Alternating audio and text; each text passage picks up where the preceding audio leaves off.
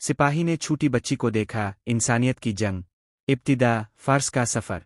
आरिफ हुसैन एक नौजवान, दलेर और फ़र्ज शनास सिपाही था जो पाकिस्तान आर्मी में खिदमात अंजाम दे रहा था। इसकी पोस्टिंग एक ऐसे इलाके में हुई थी जहां न सिर्फ दुश्मन का खतरा था बल्कि कुदरती मौसम भी सख्त तरीन था। वो गिलगित बाल्तिस्तान की एक सरहदी चौकी पर तैनात था, जहां हर रोज़ इसकी आंखें आसमान और ज़मीन के दरमियान छपी हुई किसी भी खतरे को देखने की कोशिश करती थीं। घर में इसकी एक छोटी सी बेटी थी, मुनीज़ा, जो सिर्फ 5 साल की थी। जब आरिफ घर से रुखसत होता तो मुनीज़ा दरवाजे पर खड़ी होकर कहती, अब जल्दी वापस आ जाना, मैं अब के बगैर नहीं सोती।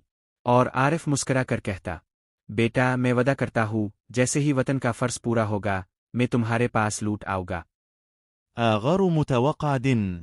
सर्दियों की एक शाम थी जब आरिफ और इसकी टीम एक खतरनाक इलाके की तरफ गश्त पर थे। ये इलाका हाल ही में दहशतगर्दों की सरगर्मियों से मुतासिर हुआ था। गांव वीरान थे, मकानात जले हुए और जिंदगी के आसार कम होते जा रहे थे। आरिफ की नज़रें इर्द गिर्द छांट रही थी जब अचानक एक झाड़ी की ओर से रोने की आवाज़ आई। इसने फौरन हाथ के इशारे से अपनी टीम को मोहतात रहने को कहा और खुद आहिस्ता आहिस्ता आवाज़ की तरफ बढ़ा। जब इसने झाड़ी के पीछे झांका तो वो लम्हा ऐसा था जो इसकी जिंदगी का रुख बदल गया। وب نور. झाड़ियों के पीछे एक 7 साला बच्ची बैठी थी। इसका लिबास फटा हुआ था, बाल उलझे हुए और चेहरे पर मिट्टी लगी हुई थी।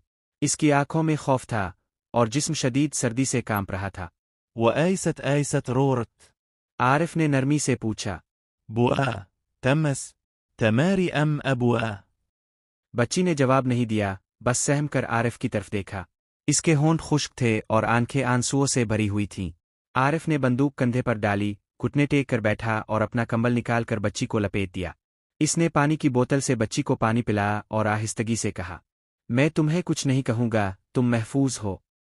बच्ची की खामोश कहानी। बच्ची का नाम नूर था।